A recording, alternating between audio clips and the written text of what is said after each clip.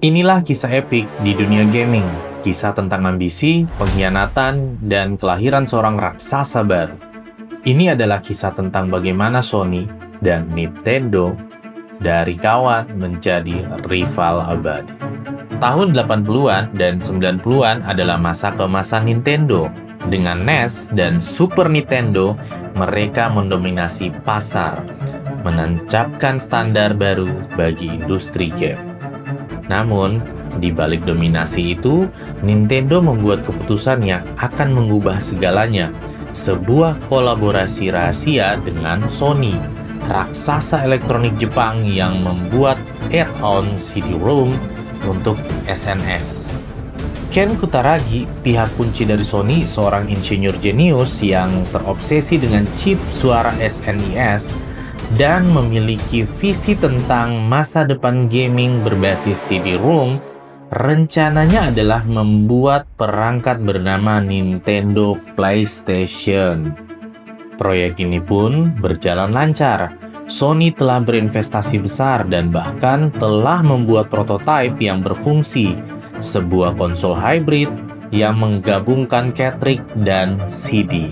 Saat membahas detail pembagian keuntungan dan yang paling penting lisensi perangkat lunak, Sony ingin memiliki kontrol signifikan atas game CD yang dirilis, sesuatu yang ditolak keras oleh Nintendo.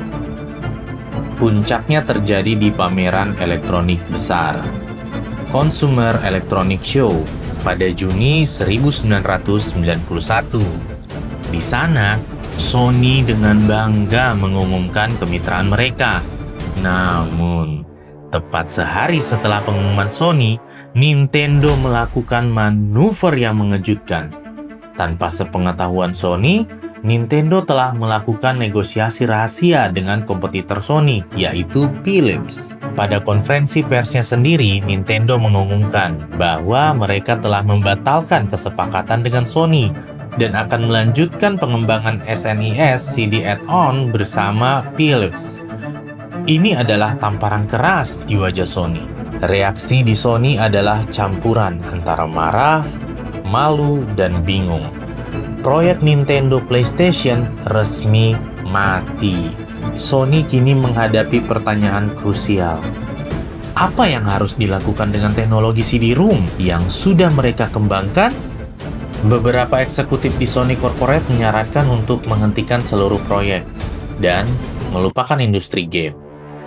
Mereka tidak ingin berhadapan langsung dengan King Nintendo saat itu. Namun, Ken Kutaragi menolak menyerah. Dengan dukungan dari eksekutif visioner seperti Norio Oga dan Shigeo Maruyama, ia meyakinkan para dewan direksi untuk menggunakan teknologi yang sudah ada dan menciptakan konsol mereka sendiri, bukan lagi add-on, tetapi konsol independen. Sony pun menunjuk Shigeo Maruyama untuk memimpin unit baru, yang kemudian dikenal sebagai Sony Computer Entertainment. Mereka mengambil teknologi CD-ROM, merancang sistem 3D yang kuat, dan belajar dari kesalahan Nintendo mengenai lisensi. Pada Desember 1994 di Jepang, lahirlah PlayStation pertama. Konsol ini sukses besar. Para pengembang menyukai biaya produksi CD yang murah dan Sony menawarkan perjanjian lisensi yang jauh lebih adil. Sementara Nintendo masih kukuh dengan cartridge untuk Nintendo 64. Sony merangkul CD, grafik 3D yang canggih, dan audiens yang lebih dewasa. Pengkhianatan di CES 1991 justru menjadi bahan bakar bagi ambisi Sony untuk menguasai pasar. Jadi, add-on yang tidak pernah terwujud itu, proyek Nintendo PlayStation adalah cetak biru yang melahirkan konsol paling ikonik di dunia. Pengkhianatan Nintendo tidak hanya menciptakan rival baru, tetapi juga menentukan arah masa depan gaming. Dari momen itu, PlayStation menjadi raja baru, dan perang dingin antara Sony dan Nintendo dimulai. Sebuah persaingan yang masih berlanjut hingga hari ini. Bagaimana menurut Anda? Tulis di kolom komentar di bawah.